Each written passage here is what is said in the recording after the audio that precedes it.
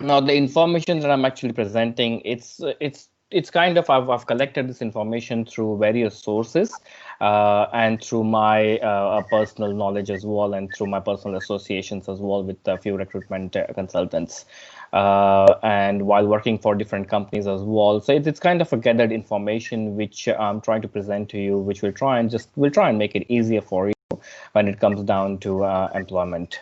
So I'll start with the basics of what we're going to be trying to cover today. So it's going to be about resume skills, where and how to search for your jobs, cover letter basics, networking, and what you need to do, especially in terms of LinkedIn, and will and depending on how much time we have, we may cover some interview skills as well.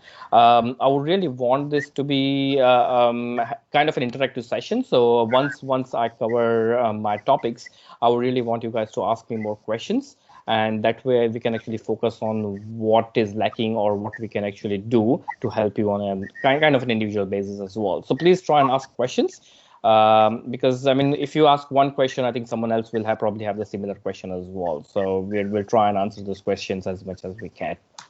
Look, with the way with the pandemic, the way it's going right now, you're actually competing with a lot of other candidates currently in the market. So how you keep yourself separate from these candidates, and why would someone pick up your application and not pick up someone else's application? That's kind of some of the points that I'll try and cover in during this presentation. So what I was talking about was some current internet job boards. So we all know that you can search for jobs on Seek, on Career One, on Indeed. So there are a few job boards there. Some recruitment agents as well. Recruitment firms are like Randstad, Adecco, Hayes, Robert Half, Michael Page, Hudson. I think there are a number of them right now. So I think if you do a quick Google search as well, you will find that there are a lot of recruitment firms currently in the market, and some of them actually specialize in certain areas as well. So you can look for that. Other methods of looking for work are through social media like LinkedIn, company websites, networks, I think your peer-to-peer group and industry groups.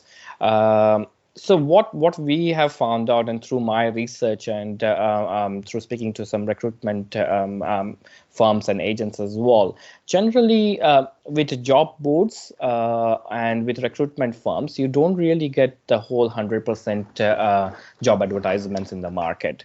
So you have to look for those jobs as well, which are not actually advertised, but they are there. So I think that's something where a lot of people miss out on, because most of the people will sit and start applying on Seek or start applying on LinkedIn, but we do miss out on quite a few jobs which are actually not there. I mean, they are not shown anywhere, but there are quite a few jobs which are available. So I'll try and cover those points as well during this session. Um just be mindful as well that there are quite a few fake job openings, and if it is something which is too good to be true, just make sure that it probably is. If the description is too vague, there are typos or grammatical errors. Companies asking for your personal information like credit card details or your banking details straight away, or your text file number. If you look for these kind of signs, just make sure that I mean, you don't start divulging into giving your personal information, because that will probably mean that they are fake jobs, and then you might be in trouble when it comes down to the finance side of things as well. So just make sure that excuse me, you're aware of these kind of fake job openings as well. I think this point I always focus on too much is about networking, and how you can start creating your own network through your friends and family. It's not only about your network. If you have a partner, your spouse, then I think that you can extend their network as well. Make sure you tell your story, be confident and clear on what you're looking for. So when you talk to people, talk about those things as well. That, yeah, look, this is what I'm looking for. This is what I'm confident in. This is what I can do. So, tell your story in that way. Connect people on LinkedIn. Find out where they are working, and if I mean, if you have that connection, you can ask for some internal referrals as well. Right now, with the industry events not happening too many, but I mean, it is starting again. So for example, with my Australian Institute of Company Directors, we are again going to go back into the events, and again, the face-to-face side of things are happening. So I mean, it has started again, but I mean, there's always been online events that are happening. So I mean, I would always suggest that you start attending those events as well as much as possible, because I mean, that will give you a good opening in terms of different jobs which are not shown on advertisements, which are not on LinkedIn, or which are not even on Seek or the through recruitment agents. I think LinkedIn is where you can start your connections and your conversation starters. I would generally suggest that you connect with some peer and above kind of people. With LinkedIn, you got to make sure as well that when you start talking to this kind of people, don't go straight into that you're looking for work. It is more about a connection that you can establish.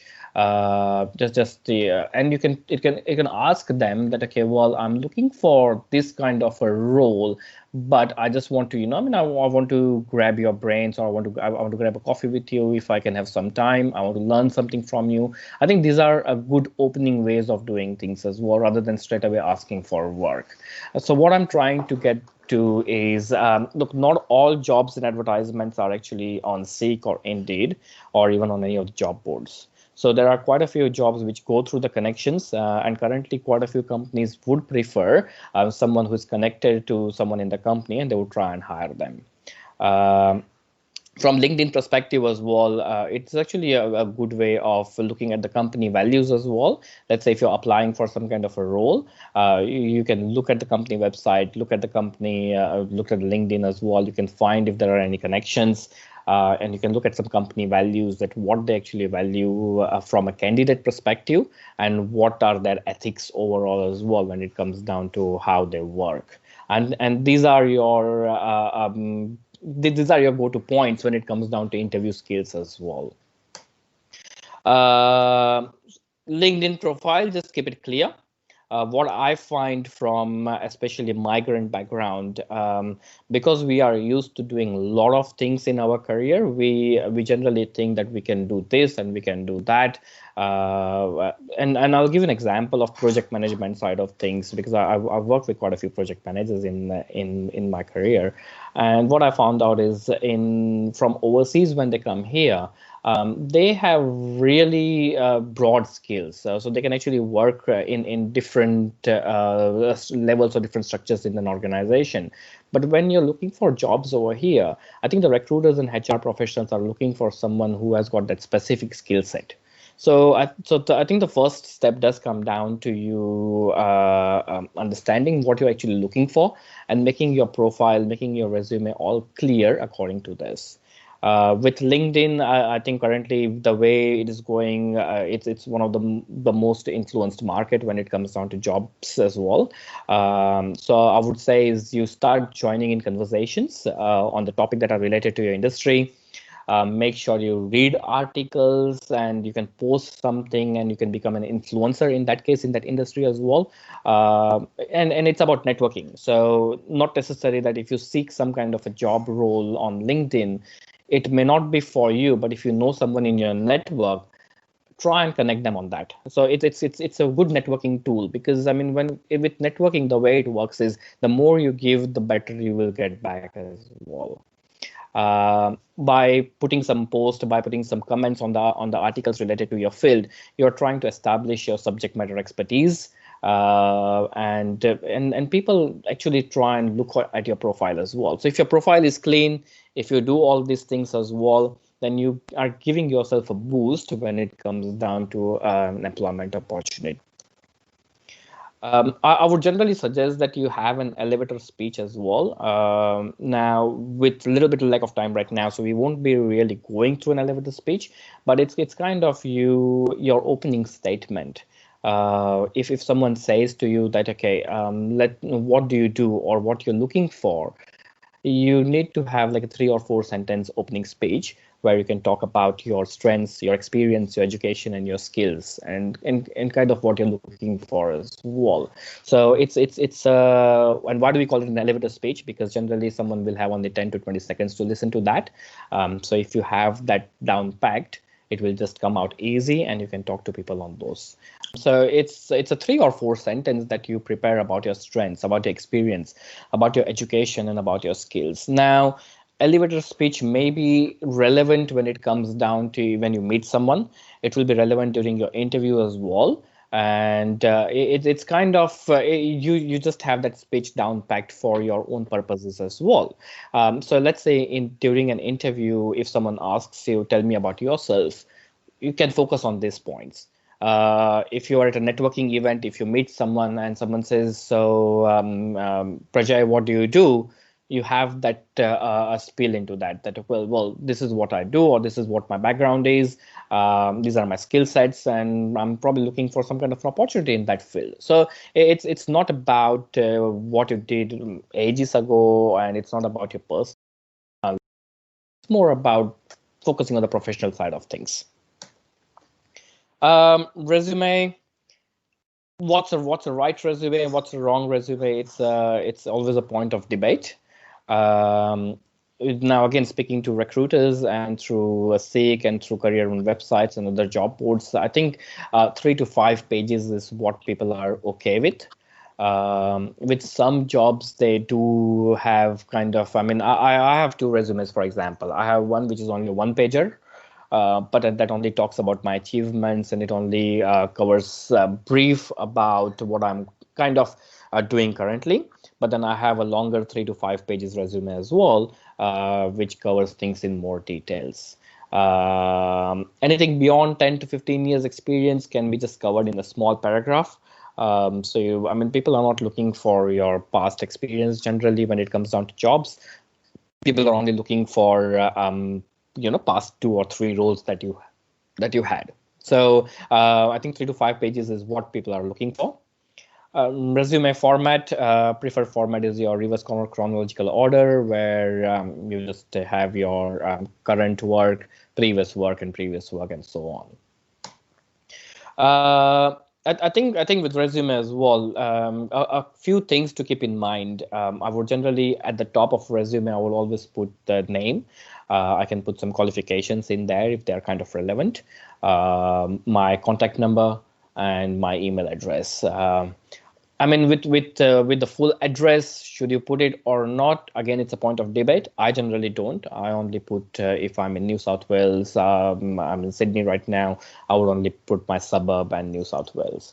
Again, it's a point of debate. So you can put your full address if you want to. If you don't want to, I mean, it's not required. It's not necessary. Definitely no date of birth. Make sure you focus on your qualities and strengths. If you are not a first-time job seeker, I mean, if you had a career before, maybe back overseas or even in Australia as well, if you have that, then the important part is your career overview that you can put in there. It's not necessary that you need to put what you're looking for in the company, but it's all about the value that you're going to add to the company. Make sure that you proofread your resume. Make sure that there's no typographical errors, no lies, absolutely, because nowadays with the way it's going, if you lie on your resume, it's going to be found out eventually. So especially in terms of if you've not worked for a company, don't put it in there. I mean, with the reference checks and with the other CV checks currently, it's very easy to find out if you've actually put any wrong information on that. Always keep your salary in mind. Although you're not putting that on resume, just keep that in mind as well. And that question does come up even in your first phone call, or it will come up during an interview anyways. Just make sure to update your resume regularly.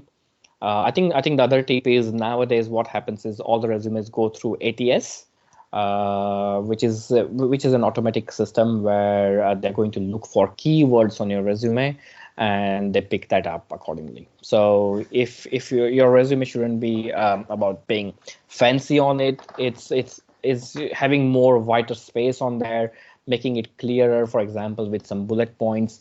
I think that's what will make sure that you go through the automatic system and it can be picked up as well. A recruiter will generally get anywhere between 50 to 200 resumes if he posts a job. So imagine go through by one. It will probably be impossible for them to do that. So it will generally go through an automatic system, or they might just skim through the resume for 60 seconds maximum, and they'll decide if it's a potential candidate or if it's not required, and they'll just put it in the pile. Okay, so just make sure that your resume is clean. General font size is 11 to 12. 8 and 10 is too small. So just because you want to make your resume into 3 to 5 pages, if you just change the font size, it's not going to work. So generally, you would prefer at least 11 to 12 as a font size. As I said, keep it clean. That's more important.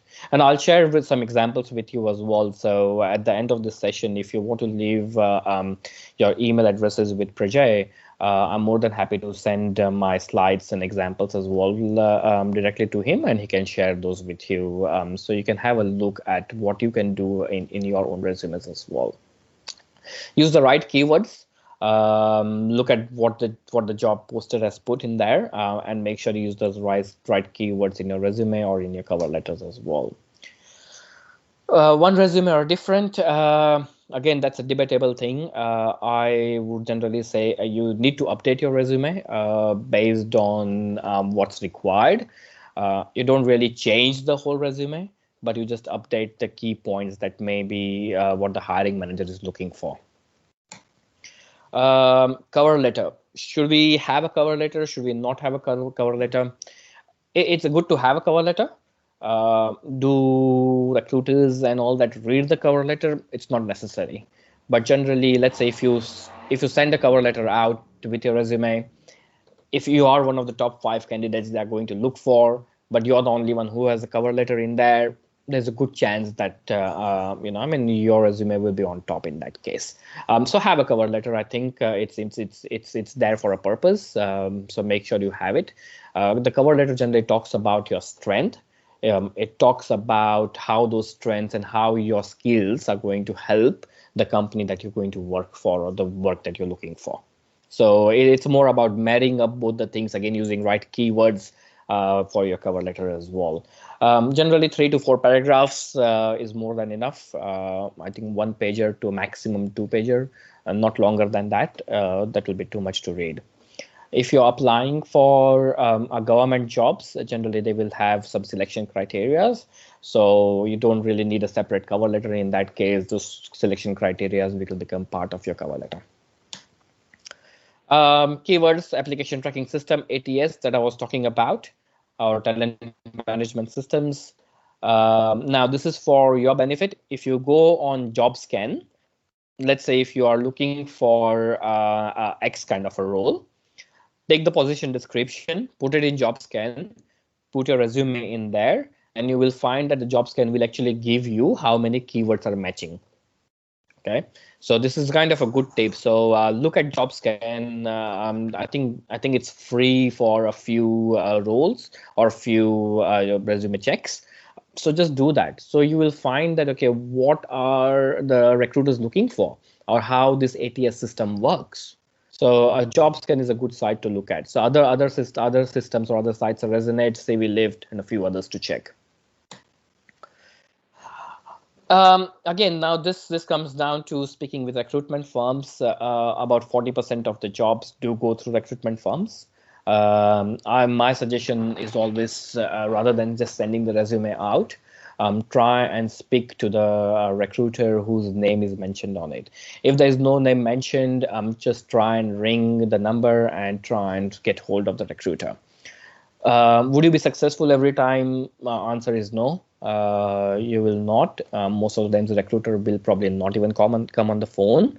But what I would say is, if they come on the phone, you can ask them about what the company is actually looking for. And they will actually give you an insight on what the company is looking for. They'll give you the keywords as well about what the hiring manager is looking for, or what kind of a background that they are after. So, I mean, if you try and speak to the recruitment agents first, it's definitely best way to go for. So once you have those information from the recruitment agent, you can make your resume accordingly, and in that way, there's a good chance that your resume will be picked up.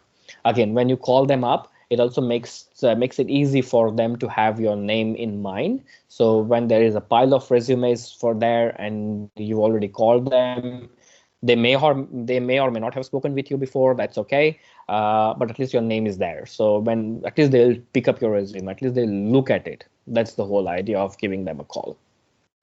Sell yourself in a different manner. I would generally, if I'm calling a recruitment agent, I would generally say, hey, Mr. X, or hey, Mr. John, look, the reason for my call is I looked at this job post that you put on LinkedIn or on Seek.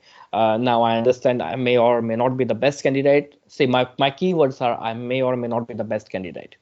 So I'm already putting their guard down in a way and saying that, oh, I may or may not be the best candidate, but what I'm looking for is with that job, is there any specific skill set that you're after? Is there any specific skill set that the hiring manager is after? So once that recruitment agents can give you that information, you can use that information as part of your resume and part of your cover letter. Okay, so it's always better to try and give them a ring, and if you can get hold of them, that's the best part. Um, we'll go through some interview skills as well. Look, I mean, we generally have these sessions as a long session. I mean, we can't really cover everything in 1 hour, but as I said, I mean, it's more about an overview right now. With interview skills session as well, be prepared and do your research on the job description. Do your research on the company. I would generally say that be at least 5 minutes before time. Currently, all the interviews are right now happening on Skype or Zoom or any of the online platforms. So just be ready. Have a quiet place in your house where no one's going to disturb you during the interview time. But be yourself as well. That's very important. Smile definitely goes a long way. Dress appropriately. It doesn't matter if it's an interview through Skype or it's a face-to-face interview. Just make sure that you meet the company expectations as well. Prepare your responses on some common questions. Keep it simple and remember less is always more. So if an interview is asking you a question, you will find that sometimes they're actually writing those answers down, what you're saying. So speak slowly. Make sure the response is addressed towards the question, so they can actually jot down the details as well. And prepare for questions for the interviewer too. Those questions are about the challenge about the role. They are questions about the company. So they're not a generic questions, but they are more about what the challenges that role is facing currently, or why are they hiring, and these kind of questions. Some of the questions that do come up during interview are, tell me about yourself. Now, when I spoke about elevator speech, this is where this comes in handy.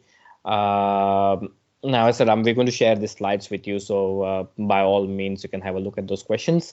The important part is when you answer any questions, just make sure you use the STAR principle. So STAR, situation, task, action, and result. So if they ask you a question regarding what you did during this time or what happened during this time, it's more about you talk about the situation, you talk about the task at hand, action, so what action you took and what result came up. Now, over here in Australia, what you will find is there will be technical questions, yes, if you're from a technical background, but there will be behavioral questions as well. The behavioral questions are more about finding out if you're going to fit as part of the team as well or not. So there will always be some kind of a behavioral questions in there, and that's where your STAR principle comes in handy. Some of the questions that you can ask the interviewer are why has the position become available? And it's good to ask that question, so you would know that why are they hiring? Is the company growing? Is it something else? I mean, generally the interviewer will talk about that anyways, but if they haven't, this is a good question to ask. You can talk about how a normal day would look like for this position. What are the success measurements for this role, and how do you, if he or she is going to be your reporting manager as well, ask them that how would you like to get updates on the work. You can think about some other questions as well for the interviewer, but try and base them towards the job that you're looking for.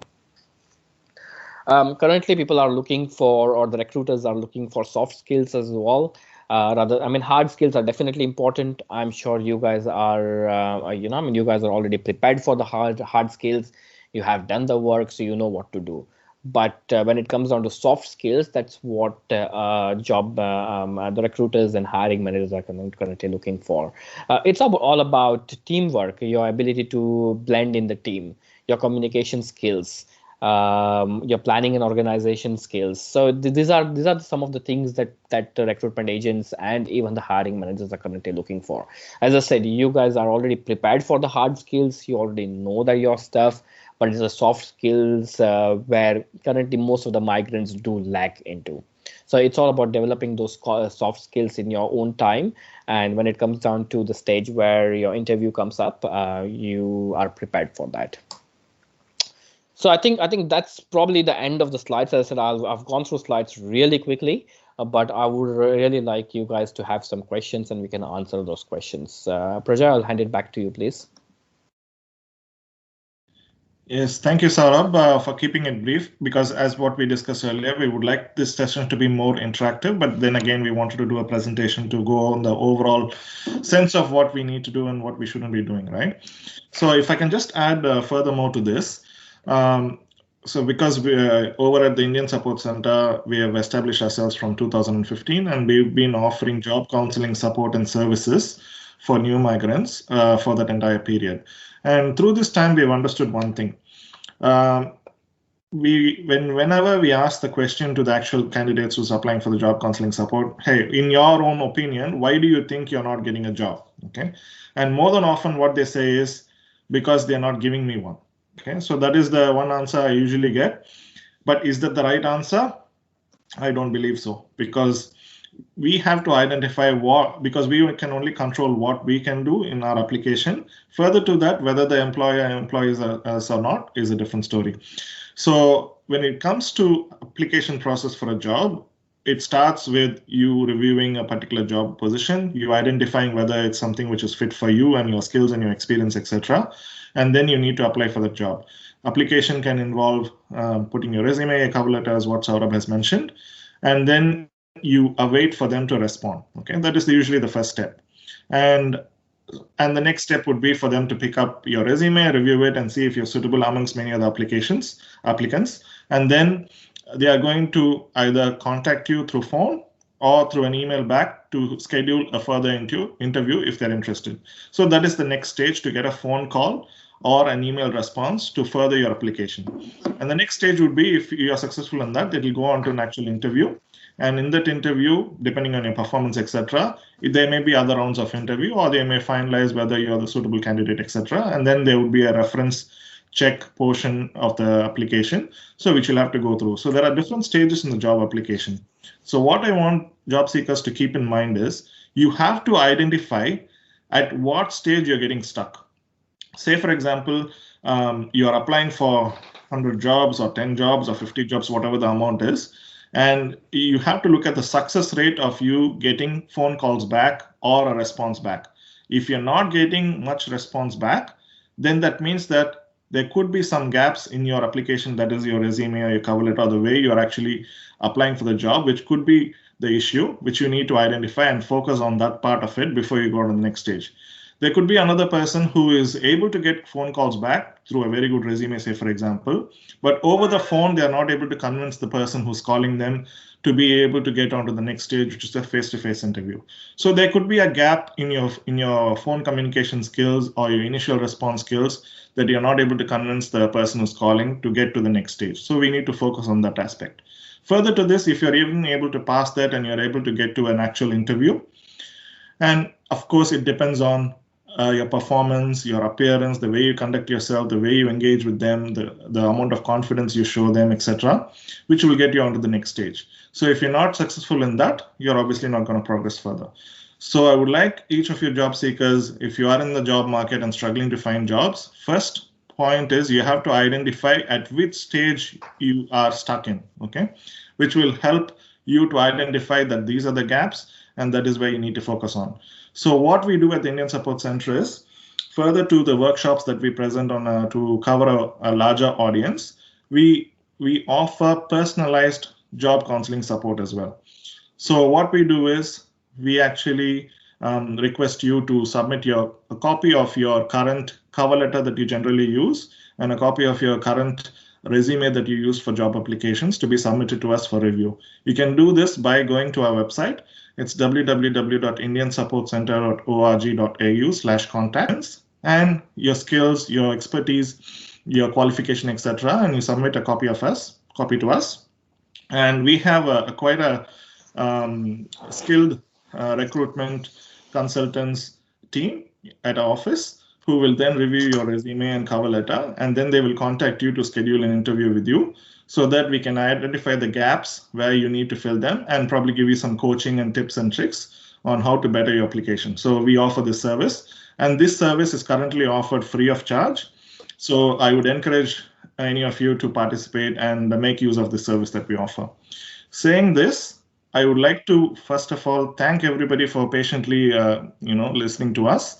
And I would like to first ask a couple of questions which the audience has asked already.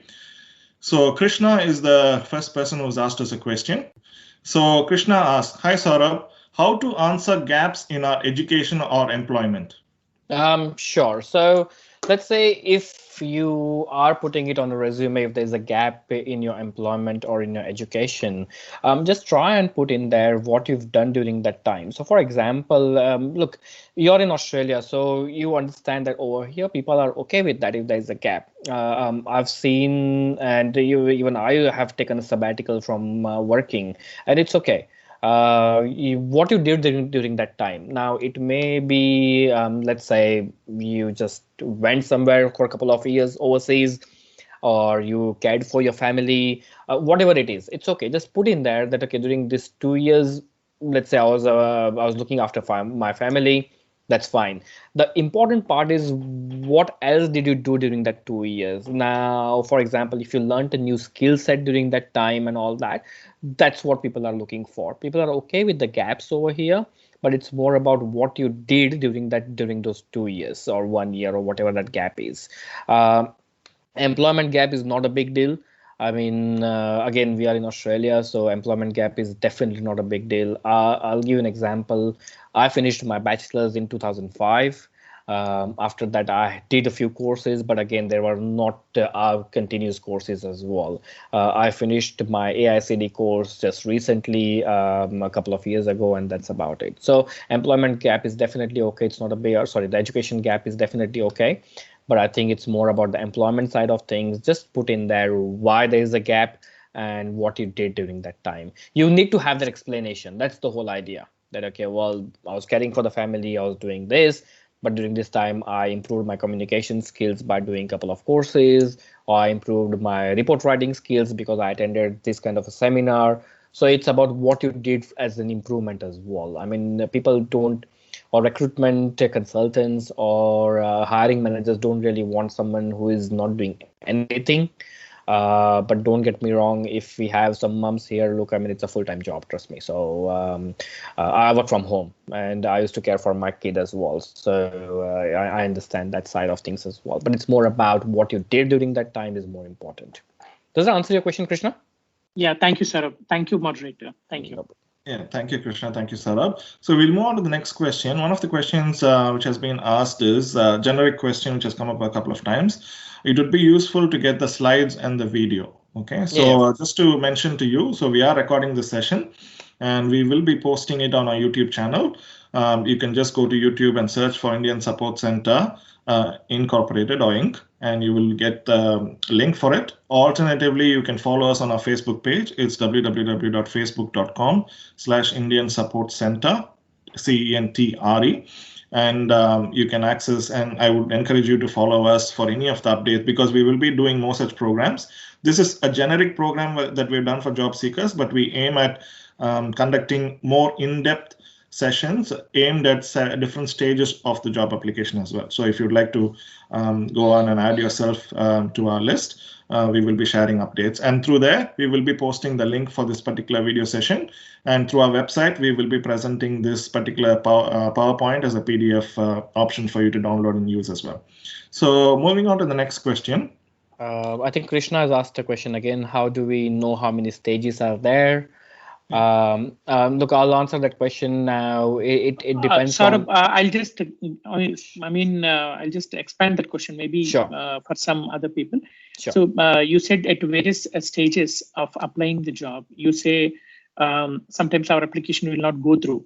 Oh, yeah. So you said different stages. So I just want to know briefly what stages are we talking about? So generally, what happens is there are stages for employment. That's one part, and there are stages where when you're actually applying through the resume through your online portals. What happens? So as I mentioned about ATS, currently quite a few companies are using the automated tracking system. So when you send your resume out, the first stage would be it probably goes through an automatic tracking system and it will look for the keywords. On that, it will be decided, is your resume a potential resume or is your resume not required, or is it going to a pile somewhere? So let's say if it goes to potential, then you will find a hiring manager will, or a recruitment agent, if you're applying to a recruitment agency, will look at your resume. Once they look at it, again, they will generally have not more than in 50-60 seconds to skim through, and during that time, if it suits or is suitable, they'll try and pick up your resume and give you a call, and that's when a conversation starts. From there on, it will depend on if they actually have a role, or if they don't have a role, and what stage there are. So it may be that, well, they'll speak to 10 candidates, they'll select 3 topmost, they'll pile those resumes together, they'll make their own notes, or they may even ask you to make some notes as well. Once that's done, they'll put that resume through to the hiring manager. Now, hiring manager may come back saying, yes, I want to interview one of the candidates, I want to interview both, I want to interview 3. It will depend on what the hiring manager is looking for.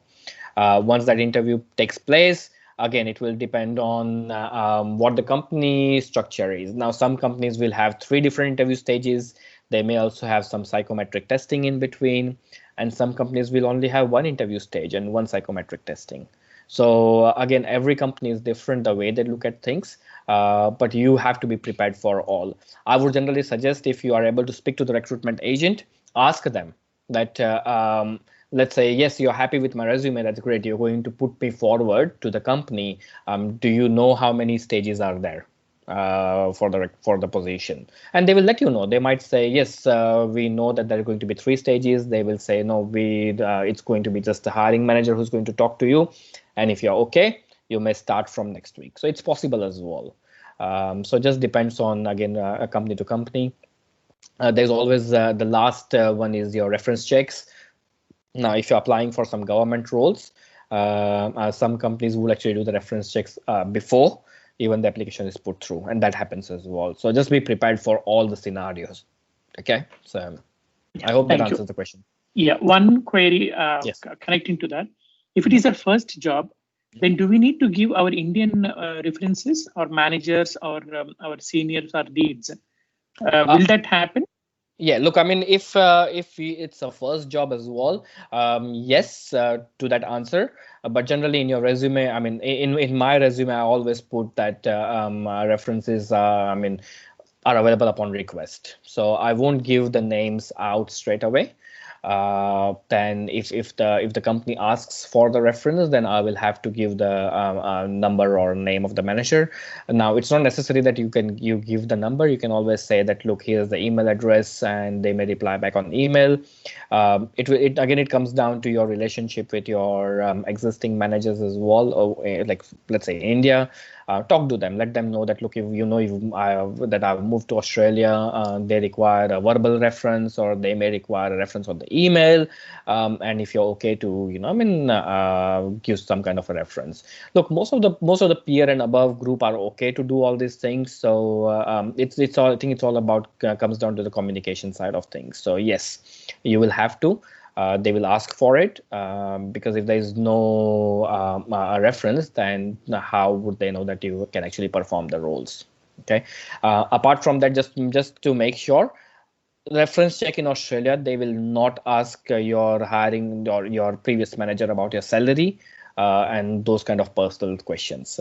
With the privacy law, the way it works, The questions will be only related to the job, and that's about it. So just make sure when you speak to your referee back in India, just let them know that, look, they'll do a reference check, but it will mainly only be about the job and nothing else. It won't be about your any of the personal circumstances. Okay. Thank you. One last question. Sure. What if my lead has left the organization and he's working for another company? Yeah. Still, if I can get that person's phone number or email, will that be okay? Yeah, as long as you explain it, that's okay. Just put in there that I reported to this person during this time. For example, let's say you reported to Mr. John or from 2018 until 2019, and he has also left the company. You've moved here. You can always say that yes, I reported to this person. He's left this company, but he's working for this company. That is his email address, and you can contact him. That's okay, or her. I wanted to know, you were explaining the stages like ATS and then the hiring manager, the recruiter. So does this happen even for contract positions, part-time jobs, or is it only for permanent roles? Now, look at even with contract positions currently, what is happening is again there are a lot of candidates right now. So what is happening is let's say one job that they post, even if it's for a contract role, 3 months, 6 months, 12 months, doesn't matter. They're going to get a lot of resumes currently. So it can go through the ATS software. My suggestion always is, if we are going through a recruitment consultant, try and give them a ring. Look, the first thing if you do is, if you give them a ring, you will get an insight on what they're actually looking for. Once you have that insight, then you can tailor your resume accordingly. Now, that in that way, what can happen is, once you talk to that recruitment agent or recruitment person, you can talk about what your experience is, and you can also talk about what they are looking for. Once you find out what they are looking for, and if that you have that good relationship, you can also ask them, okay, what's your email address? Can I send you my resume directly to your email address? Now, does that happen? Absolutely. If you do that, you're actually bypassing the whole ATS system or ATS software, and you're going directly to the recruiter. Okay. Yes, but to answer your questions, even for contract positions, yes, at this stage it is happening. Most of the companies are looking for, they'll probably have a couple of interview stages, and then after that, psychometric testing. Not all companies do it. Only generally larger organizations do psychometric testing, and after that, reference and your employment comes in.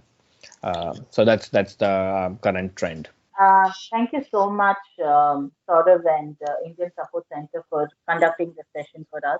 My question is related to project management and project Sure. coordination. So I'm looking for opportunities as a project coordinator, and I have about 10 years of experience in IT project coordination. And I've worked for industries like life insurance, outdoor advertising, things like that. So what my question is project coordination role specific to the industry, or can I apply for project coordination roles in industries where I haven't worked, like banking, like finance sectors, in which I have? So because project coordination is generally about organizing and time management is what I understand. But will a domain experience really matter? Thank you. Look, to answer that question, currently in this market, yes, the domain experience is what the recruiters are looking for. Does that mean that you should not apply? I would still say that you can apply for a different domain. It again comes down to how you prepared your resume, how you designed it. So I mean, look, with the project coordination, you will have transferable skills. Okay, so you will have similar skills that you can apply in the insurance sector. You will have similar skills you can apply to the finance sector. Now, when you think about it, let's say if you have an insurance background, but let's say if you see a position in Commonwealth Bank, for example, of project coordination, and it is through a recruiter or it may be direct position as well. What you will find is Commonwealth Bank will have an insurance arm as well. So it might as well be that position would be in that insurance sector. Now, again, this is what comes down to. Let's say if you have different domains experience and you're looking to go into a different domain, or that's the position that you have just looked for. Again, try and give a ring to the on the number that they have mentioned. Once you give that ring, what you will find is you will get information on what they're specifically looking for.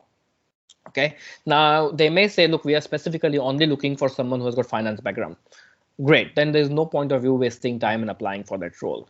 They may even say that, look, we are looking for someone who's got 5 years experience in project coordination. It doesn't matter which sector they come from, but they need to, they need to understand Prince2 terminology, or they need to understand PMP terminologies or methodologies. So now, if that's what they're looking for, and if you have that, or if you've done that, you'll put that in your resume, and then your resume can be picked up as well. Does that make sense, Vidya? Yeah, perfect, bang on. Thank you so much for the clarity. No problem. Thank you. And we'll move on to the next question if that's okay. So Jagdish has asked a question. Jagdish, would you like to present your question yourself, or would you like me to do it on your behalf? Yeah, sure. Thank you. So my question is, so I'm a student right now. I'm a master's student. I'm in my final term of study. So the thing is, so how does my visa affect the recruitment process? So right now I'm under a student visa. It expires in like a few months. I'm planning on applying for a temporary graduate visa in the gap. So like, does that have any effect on how the recruiters see my resume? Yes. Let's put it this way. Most of the jobs currently would be, if you're looking for a full-time role, then they would be looking for someone who has a full-time visa. So if you're on a student visa currently, probably that's not going to cut it. In terms of, again, looking for a role for, if you're on a student visa, if you're still on a final term of study, I would suggest that you look for a kind of a role where they're looking for part-time candidates. They're looking for a job share candidate, or they are looking for someone who is just a recent graduate, or going to be recent, they're going to finish their studies very soon. So that's the kind of roles you will have to look for. I would also suggest, and I think this suggestion is probably for everyone as well, try and look for a mentor as well in your chosen field. That helps, because the mentor can actually not only guide you in the specifics of your job role, but they can also guide you in some of the companies that they may have connections with. So in answering Jagdish your question, yes, visa is or kind of an issue. But once you already applied for a temporary graduate visa where you have the full-time capacity of doing things, you may be looked at a bit differently. At this stage, because of the work restrictions and all that, you are probably good at applying for small companies for now. I think once your visa thing is sorted, then you can look for bigger organizations where they're actually looking for full-timers. Okay. In terms of graduate roles, look, the most of the graduate roles what I've seen are for local candidates. Does that mean that you can't apply? Look, if you're a grade A student straight up, companies will be happy to pick you up as well. There's no problem in that. Chances are a little bit slim, but doesn't mean that there are no chances. Okay, so if you're a grade A student, definitely apply for grad roles as well. But I think at this stage you may be looking for some small companies for now. And if larger organizations are looking for job share, or if they're looking for a part-time candidate, that's what you will have to apply for. Does that make sense, Jagdish? Yeah. Thank you, Saurabh. No problem. So, Saurabh, one of our attendees has asked, how can we process our profiles into the ATS software? I mean, is there any job sites which allow us to check our resume ourselves? I believe you did go to one. Absolutely. So I spoke about it during the slide. Thanks. Sorry, Prajay. Just with mindful of time, I just picked up the question straight away. So job scan. So I've just mentioned it in the chat box. Just have a look at JobScan. That will allow you to have a look at the keywords and the profile as well. So put the position description in there, put your resume in there, and that will allow you to check the keywords on that. Hi, thank you so much for taking efforts to help us. So I come with 10 years of IT experience. overseas as well as here. So until April, I was working here into IT full time, but then I took a sabbatical out of IT, and right now I'm doing my TAFE course in work health and safety. So of all this, I am confused on how do I put up myself as a experienced person or a freshers person, because both these career profiles do not go hand in hand. For me to come across like in a clear way. Yeah. So I would suggest that you put your IT experience in there as well. The reason that is, if you have local experience, that will definitely be handy. But then if you're actually changing the field, now, I mean, look, it's a point of discussion which we can take offline, that why you're changing the field or not. But let's say if you're changing the field, at least you have got some kind of a local experience where you have dealt with work health and safety issues as well. Or, I mean, in Australia, work health and safety is the number one priority, and so even if you have dealt with it directly or not, you will have indirectly dealt with work health and safety. So then you can talk about why you're ready to change the field, and what you're doing, and how you're going to add value.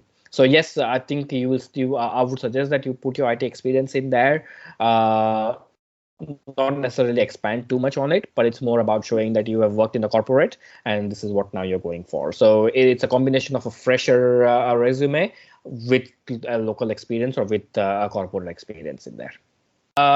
If you don't have a local experience, that's okay, as long as you've got experience in Dubai. If you're looking for an accounting role, I think you might have to do a couple of, you might have to do self-study on a couple of things, which is the corporate law and the taxation law, which is going to be different from Dubai. So once you've done that, at least from the self-study point of view, then you can start. I mean, look, you can definitely apply for roles. There's no problem in that. But if you've done this, it's going to boost your profile a little bit more, because you can say that, look, after coming to Australia, I've already gained experience, or I've gained qualifications in the company law and in taxation law, and that's the reason now I'm applying for this kind of a role. So that will help. Okay. Okay. I think that's about it. So. Yeah. So thank you, Saurabh, and thank you everyone for participating in this. I believe it was helpful for you. And if there's any feedback, let us know through our contacts and websites, etc. Okay. Thank you. I will close the session now. Thank you. Thank you, guys. See ya.